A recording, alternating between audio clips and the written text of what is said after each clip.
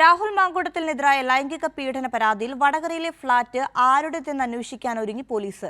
വടകരയിൽ എത്തിച്ച് രാഹുൽ പീഡിപ്പിക്കാൻ ശ്രമിച്ചതായി യുവതി മൊഴി നൽകിയ സാഹചര്യത്തിലാണ് പ്രത്യേക അന്വേഷണ സംഘത്തിന്റെ നീക്കം. ഷാഫി പറമ്പിൽ മത്സരിച്ച 2024 ലോക്സഭാ തെരഞ്ഞെടുപ്പ് പ്രചാരണവുമായി ബന്ധപ്പെട്ട് രാഹുൽ മാങ്കൂട്ടത്തിൽ വടകരയിൽ ക്യാമ്പ് ചെയ്തിരുന്നു. യൂത്ത് കോൺഗ്രസ് സംസ്ഥാന അധ്യക്ഷനായിരിക്കെയാണ് ഷാഫിക്കായി രാഹുൽ പ്രചാരണത്തിനെത്തിയത്. ഈ സമയത്താണ് യുവതിയെ രാഹുൽ മാങ്കൂട്ടം വടകരയിലെ ഫ്ളാറ്റിലേക്ക് വിളിച്ചതെന്നാണ് പോലീസ് നൽകുന്ന വിവരം. ഇത് ആരുടെ ഫ്ളാറ്റാണെന്നത് സംബന്ധിച്ച് പ്രത്യേക അന്വേഷണ സംഘം വിവരങ്ങൾ ശേഖരിക്കും.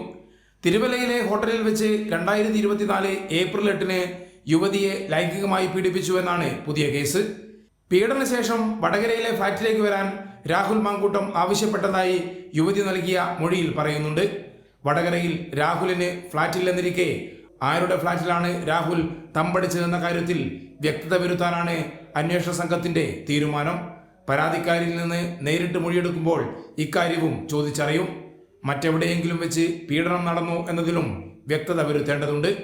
കൈരളി ന്യൂസ്, കോഴിക്കോട്.